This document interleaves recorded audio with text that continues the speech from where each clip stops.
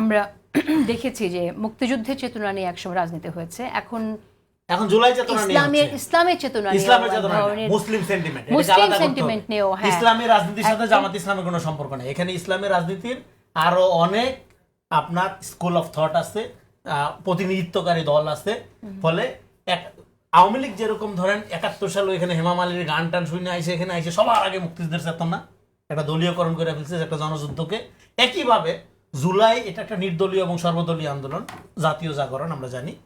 তারপরে যদি আপনি স্টেক ভাগ করেন 7 থেকে 10% বেশি তো নাই, কারণ 14 সালের পরে ক্র্যাকডাউন করে তো জামাত শিবির নাই করে দেওয়া হয়েছে, বাকি অংশ তো আওয়ামী লীগের মধ্যে ঢুকে গেছে টেকনিক্যাল কৌশলগত কারণে। স্টেক যদি চিন্তা করেন সে 10% অভ্যুত্থানের, কিন্তু ক্রেডিট 100% তার।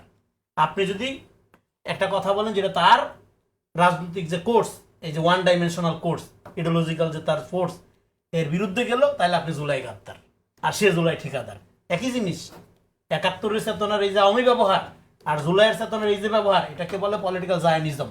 এই জায়নিজম হওয়ার জন্য মুসলমান হওয়ার দরকার নেই, এটা একটা ক্যারেক্টারিস্টিক্স।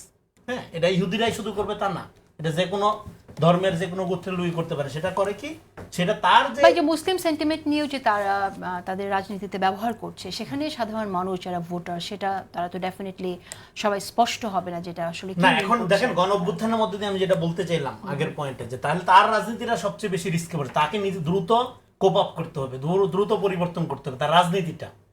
হ্যাঁ, তার লোকজন হয়তো ভালো, কিন্তু ভালো লোক তার দ্রুত কোপ আপ করতে হবে। কারণ হলো এখানকার জেনজি জেনারেশন গণ অভ্যুত্থানটা করে, জেনজি জেনারেশন মাইন্ডসেটটা যদি আপনি একটু স্টাডি করেন দেখবেন তারা স্বাধীনতা প্রিয়, তারা পার্টি ডমিনেন্সি, পার্টি মোনার্কি চায় না, তারা এমন কোন রাজনৈতিক দলকে দেখতে চায় না যারা আয়রন হ্যান্ডে সবকিছু নিয়ন্ত্রণ করবে।